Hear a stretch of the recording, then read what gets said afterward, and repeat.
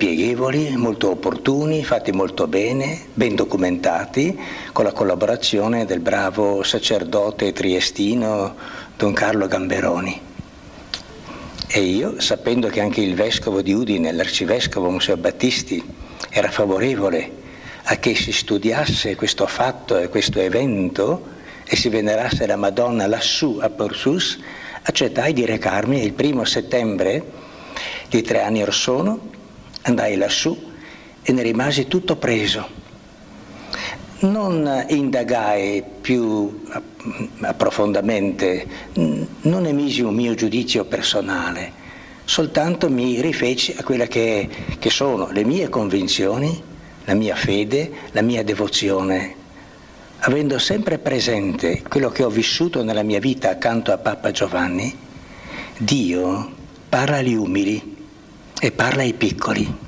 E una delle espressioni più belle del Vangelo è proprio questa, quando Gesù loda nei suoi giovani discepoli, gli apostoli, non tanto la sapienza che non avevano o le esperienze della vita che non possedevano, loda la loro semplicità, loda la loro devozione, loda la loro prontezza a fare la volontà del Signore. Anzi, una delle poche volte che Gesù ha esultato nella sua vita, come egli stesso ha detto, è stato questo quando ha parlato ai suoi discepoli nella luce della semplicità. Ti benedico, Padre, Dio del cielo e della terra, perché hai nascosto queste cose ai grandi, ai potenti, e le hai rivelate ai bambini. Quando mi soffermai sul piccolo messaggio che la bambina, allora di 10 anni, Teresa Dus, riferì al suo parroco, alla sua mamma, alla gente del paese, alle sue compagne anche di giochi, io rimasi stupito, perché questa bambina ha detto le cose più semplici di questo mondo, anzi da dire che ci sembrerebbero quasi banali, perché sono le cose ordinarie della catechesi di un bravo parroco, con i bambini o con gli adulti. Dice, sai, la Madonna ha raccomandato che non si bestemmi. Io ho tradotto subito che si benedica il nome del Signore. Ha raccomandato di non profanare la festa, di santificarla la festa, è quello su cui ci dibattiamo anche in nostri giorni. Terzo, di ricordare le vigilie e i digiuni, cioè una preparazione penitenziale alla celebrazione dei grandi misteri della vita di Gesù e della vita della Madonna.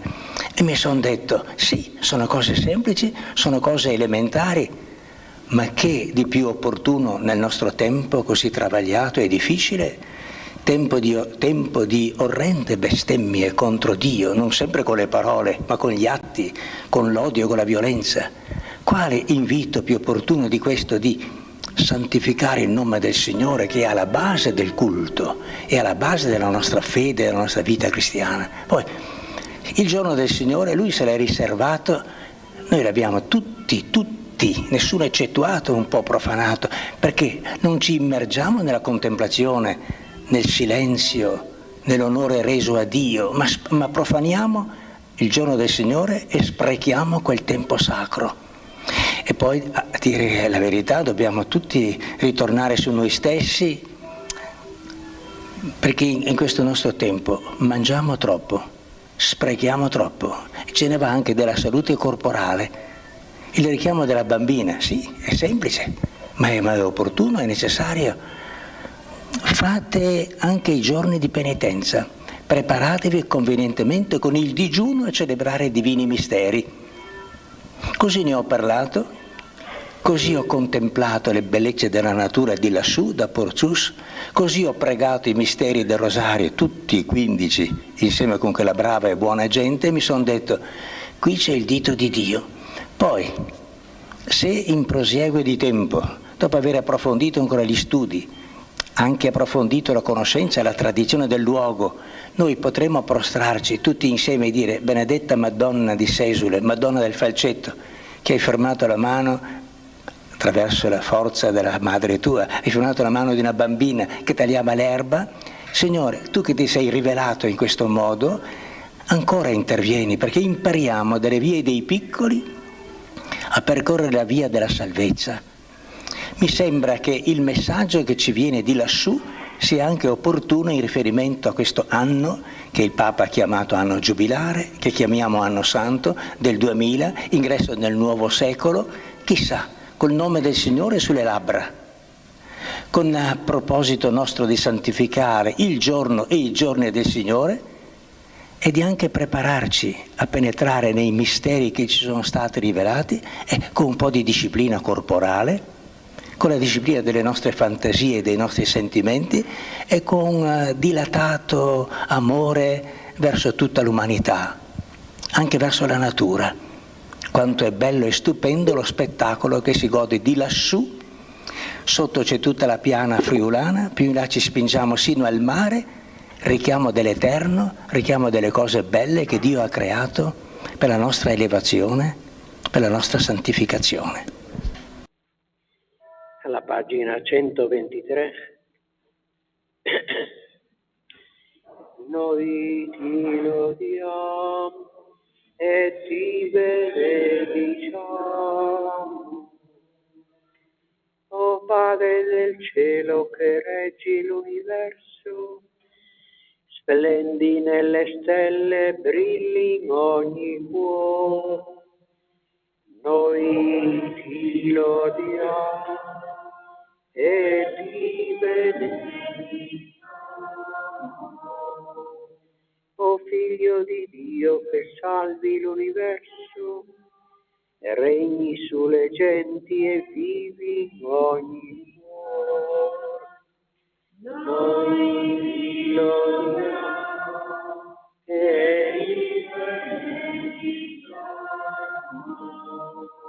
o Spirito Santo, amor dell'universo, e vita d'ogni cuore, noi ti lodiamo e ti benediciamo. Nel nome del Padre, del Figlio e dello Spirito Santo. Il Signore sia con voi. Fratelli e sorelle, per celebrare degnamente questa Santa Messa, riconosciamo i nostri peccati.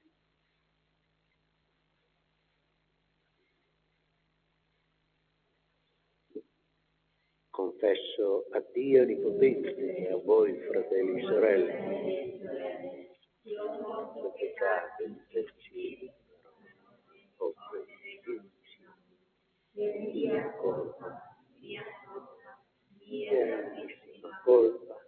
e supplico la Beata Sempre Vergine Maria, gli angeli santi e voi, fratelli e sorelle, di pregare per me il Signore Dio. Dio Onnipotente abbia misericordia di noi, perdoni i nostri peccati, ci conduca alla vita eterna. Signore pietà. Cristo pietà. Signore pietà. Gloria a Dio nell'alto dei cieli. Pace.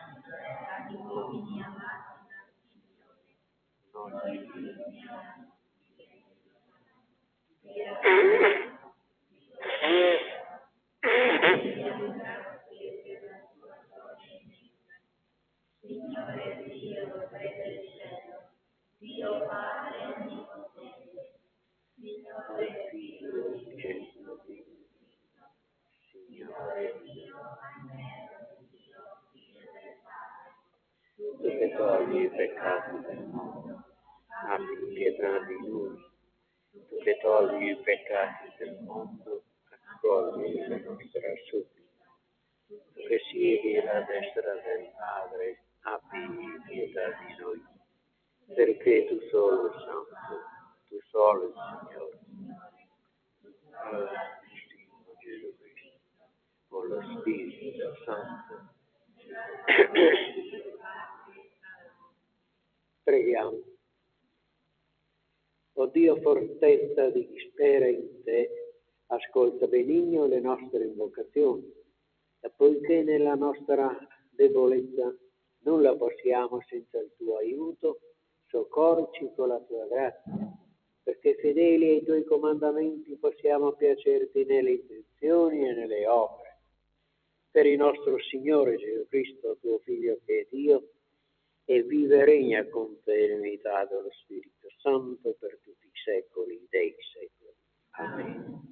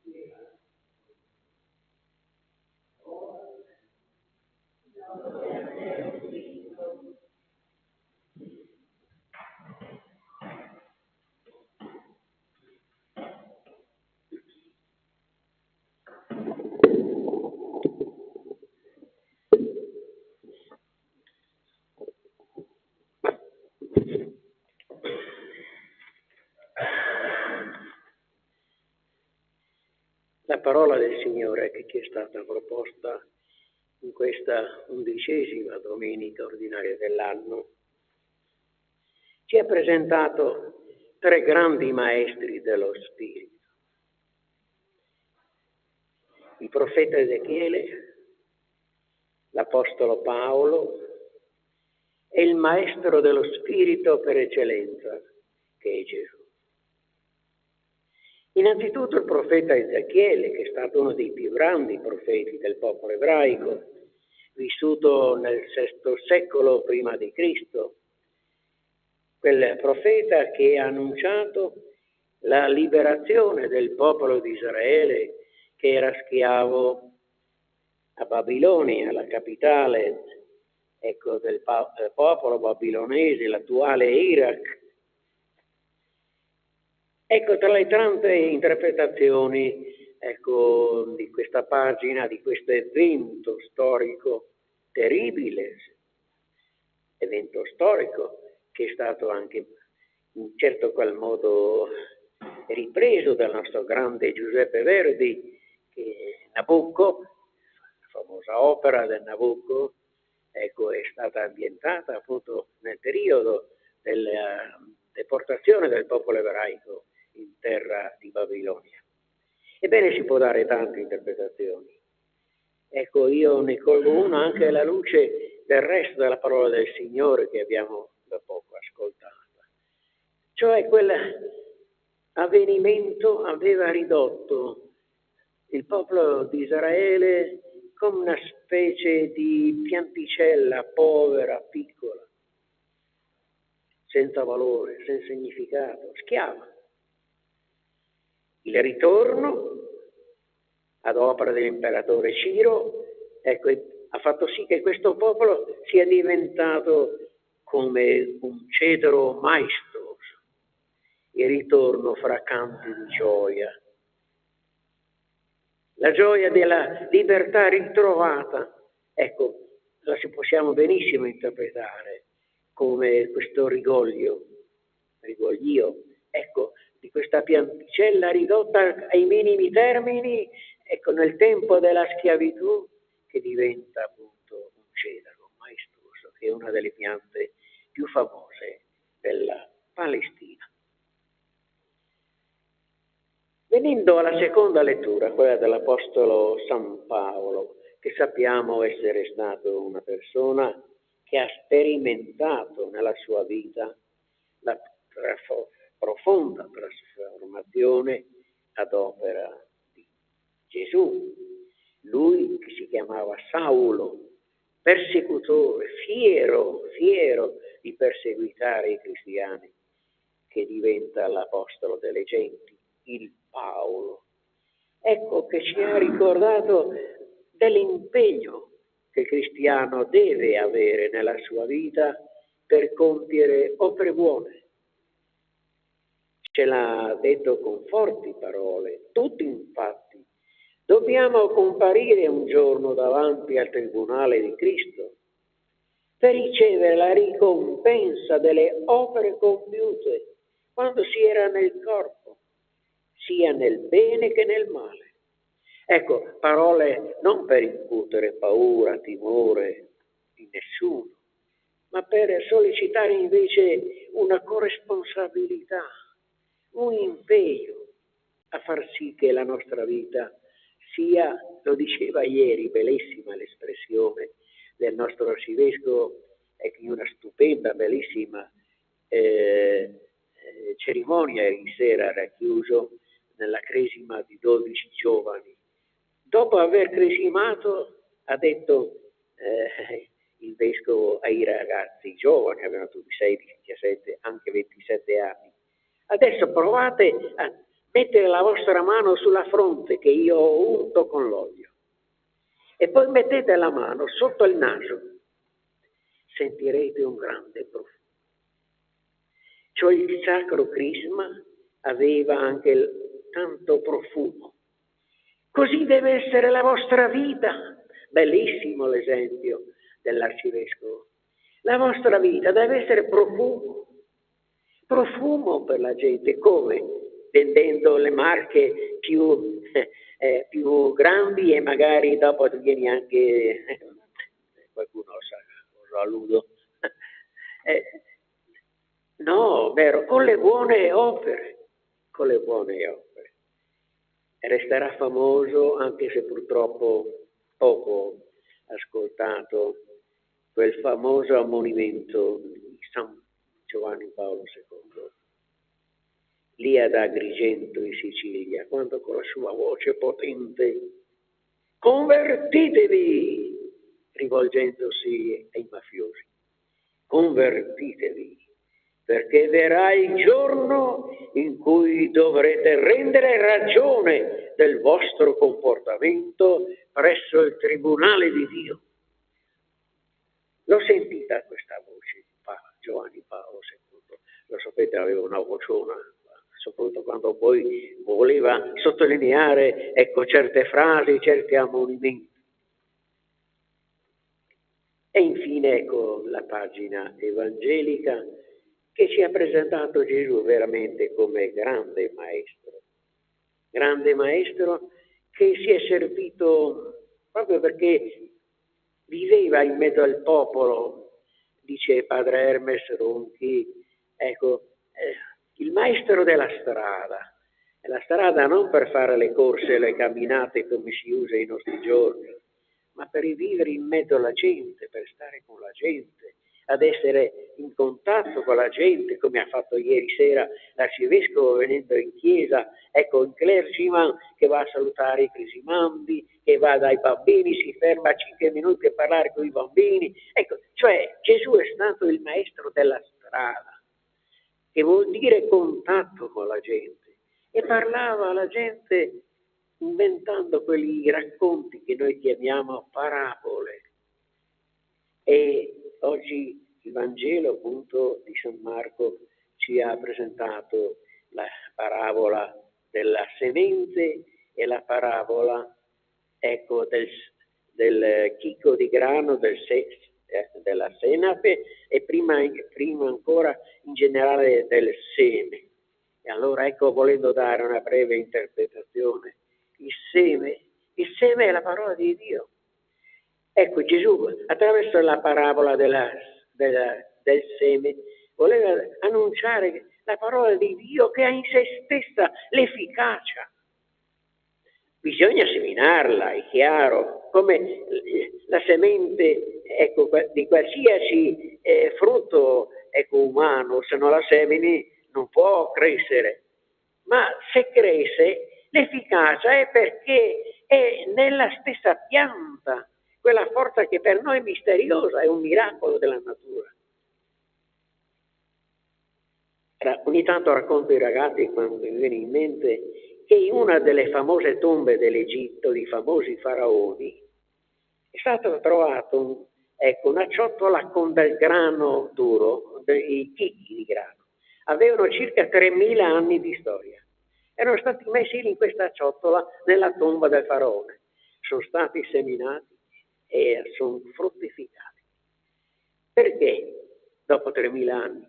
Perché il grano in se stesso che ha questa misteriosa forza. Proviamo a pensare anche all'uovo che noi mangiamo Ma però se mi viene messo sotto la chioccia, viene fuori pulcino, non è un miracolo. Quindi Gesù, attraverso il racconto del seme, sta a dire la parola di Dio va annunciata, come lo sto facendo io adesso, come posso, no? Ma l'efficacia sta nella parola stessa. E poi l'altra interpretazione è quella del chicco di senape, che è tra i chicchi più piccoli, che però, se cresciuta, diventa un albero così grande da poter dare rifugio anche agli uccelli. Ebbene, dice padre Ronchidi, ecco, le parabole di Gesù ci convocano a compiere la stessa azione di Dio, a seminare tenacemente, con fiducia, invece di denunciare la tristezza dei tempi, di lamentarci dei giovani, dei figli che non ascoltano, della caduta di valori. Noi proviamo a seminare con fiducia granelli di onestà, granelli di dignità, granelli di cura degli altri. Scommettiamo sulla potente energia delle cose buone, delle cose di Dio. Ecco, questo è un po' il messaggio che oggi ci offre San Paolo. Gesù: fate opere buone, date buon esempio, credete nella parola di Dio. Il bene di per sé si diffonderà. Credo in un solo Dio, Padre Onnipotente, creatore del cielo e della terra, di tutte le cose visibili e invisibili.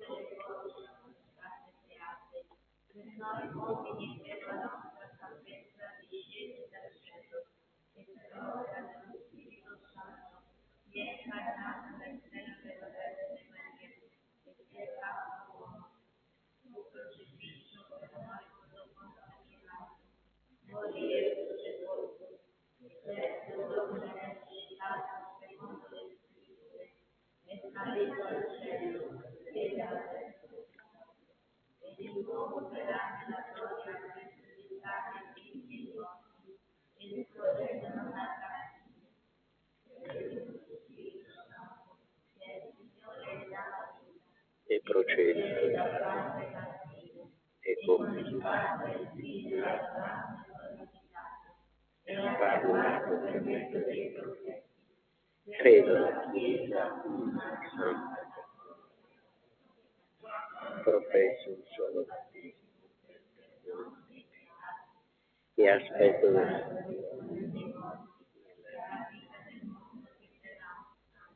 fratelli e sorelle, dopo aver ascoltato la parola del Signore, eleviamo a Lui le nostre preghiere dicendo assieme: ascoltaci, o Signore.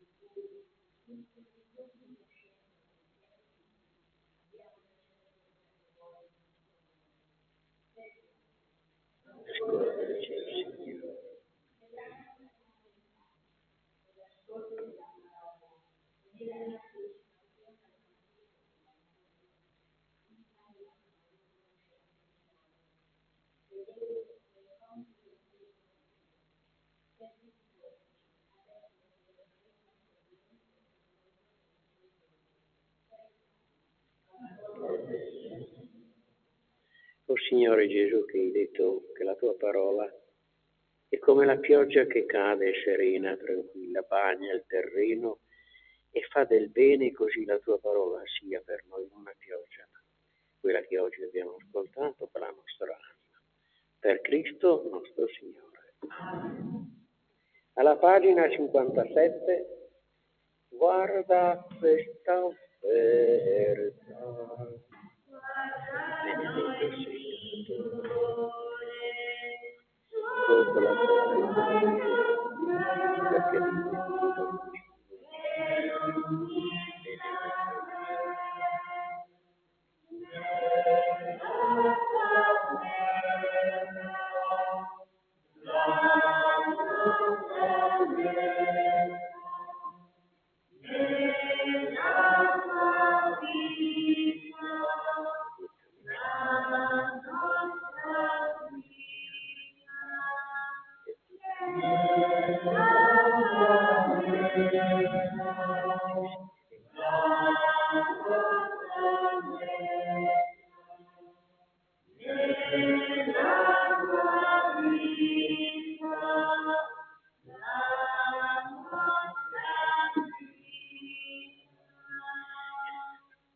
Preghiamo, fratelli e sorelle, perché il nostro sacrificio sia gradito Dio Padre Onnipotente.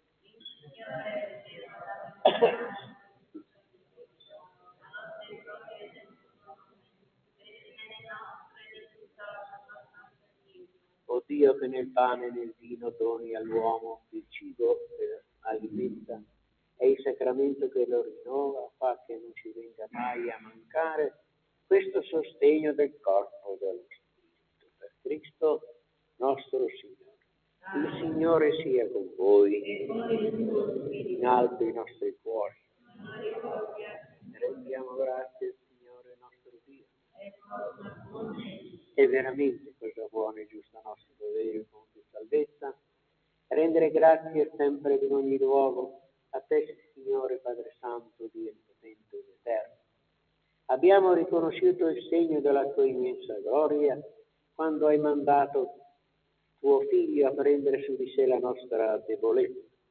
In lui, nuovo Adamo, hai redento l'umanità decaduta e con la sua morte ci hai resi partecipi della vita immortale. Per mezzo di lui si alletano gli angeli e nell'eternità adorano la gloria del tuo volto. Al loro canto concedi, o Signore, che si unisca le nostre umili voci nell'inno di lode. Santo, Santo, Santo. I cieli e la terra sono pieni della tua. Osanna nei cieli, benedetto colui che viene.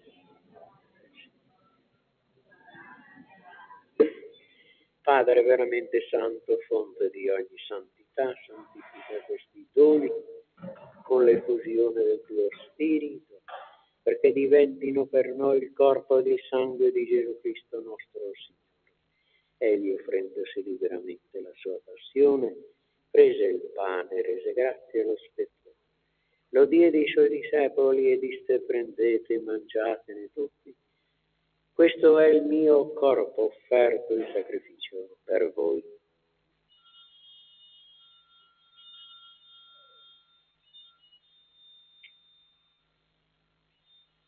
Dopo la cena, allo stesso modo, prese il calice, rese grazie, lo diede ai suoi discepoli e disse: prendete e bevetene tutti, questo è il calice del mio sangue, per la nuova ed eterna alleanza versato per voi e per tutti in remissione dei peccati. Fate questo in memoria di me.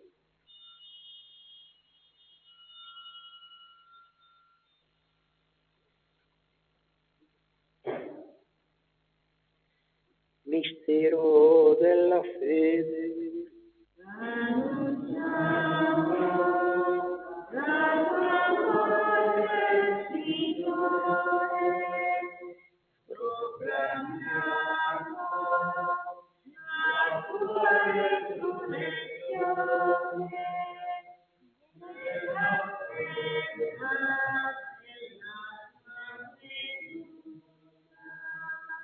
celebrando il memoriale della morte e resurrezione del Figlio, ti offriamo, Padre, il pane della vita e il calice del salvezza, e ti rendiamo grazie per averci ammessi alla tua presenza a compiere il servizio sacerdotale. Ti preghiamo umilmente per la comunione al corpo e al sangue di Cristo. Lo Spirito Santo ci riunisca in solo corpo. Ricordati, Padre, la tua Chiesa diffusa su tutta la terra, che convocata nel giorno in cui Cristo ha vinto la morte e ci ha resi partecipi della sua vita immortale. Rendila perfetta nell'amore in unione con il nostro Papa Francesco, il nostro Vescovo Riccardo e tutto l'ordine sacerdotale e diaconale. Ricordati i nostri fratelli e sorelle che si sono addormentati nella speranza della risurrezione, anche di Don Vito e di tutti i defunti che si affidano alla tua clemenza. Ammettili a godere la luce del tuo volto. Di noi tutti abbi misericordia, donaci di aver parte alla vita eterna, insieme con la Beata Maria, Vergine Madre di Dio, con San Giuseppe suo sposo, con gli Apostoli, i nostri santi patroni, San Giovanni Battista, Santa Lucia, Sant'Andrea Apostolo, San Silvestro Papa, San Luigi Scrosotti e tutti i santi che ogni tempo ti furono graditi, e in Gesù Cristo tuo Figlio canteremo la tua gloria. Per Cristo, con Cristo ed in Cristo, a te Dio Padre Onnipotente, nell'unità dello Spirito Santo, ogni onore e gloria per tutti i secoli dei secoli. Vogliamo oggi recitare il Padre nostro per tutti i giovani che vengono cresimati, ovunque vivano, perché veramente la cresima diventi, come ricordava appunto l'Arcivescovo, quel profumo di vita nella loro esistenza. Padre nostro che sei nei cieli, sia santificato. Come in cielo, in terra. Ci oggi il nostro pane quotidiano, rimetti,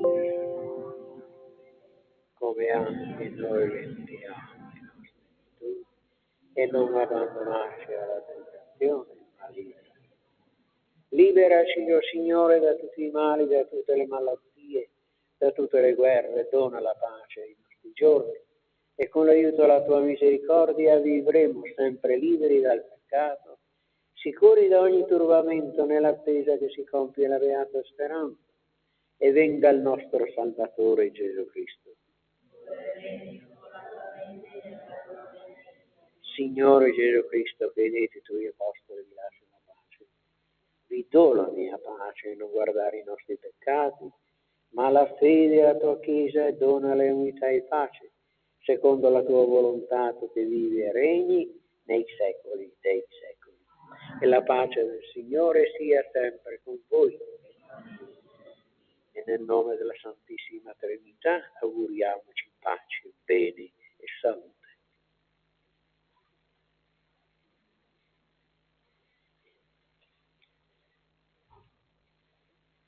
Agnello di Dio che toglie i peccati, abbi pietà di noi. Agnello di Dio che toglie i peccati.